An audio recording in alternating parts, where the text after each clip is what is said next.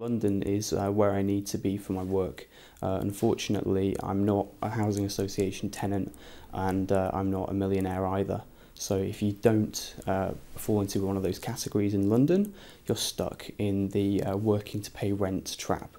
And I did that for 10 months. I eventually got evicted from my house and I was lucky enough to know someone who was squatting. Last August, beginning of August, I went to my parents for a weekend, as I do on a fairly regular basis, and while I was away for the weekend, a family of Romanian gypsies decided to move into my house.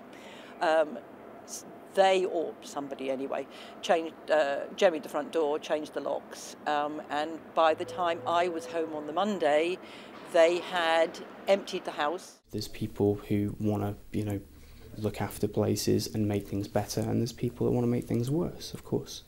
But I think the vast majority of people who do this are not doing it because they, want a free ride or they want to, hurt anybody else. They're doing it because they simply have no other choice. It looked like my house, but it wasn't, because nothing in it was mine there anymore.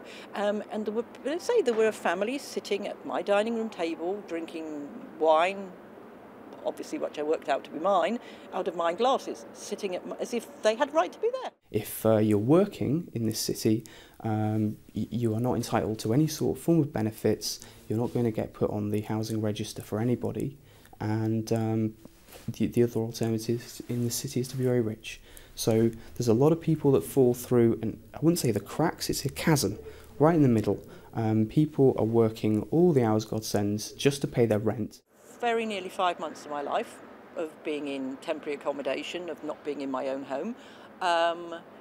I now have, I have no history left, if that makes sense. All my family photographs have gone.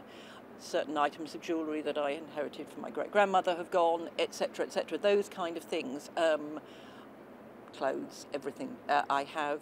All you're going to get is a load of people on probation for what? Wanting to know, having somewhere to live. How do you really rehabilitate somebody who needs somewhere to live? Housing is supposed to be a human right, and now it's something that you need to be, rehabilitated for.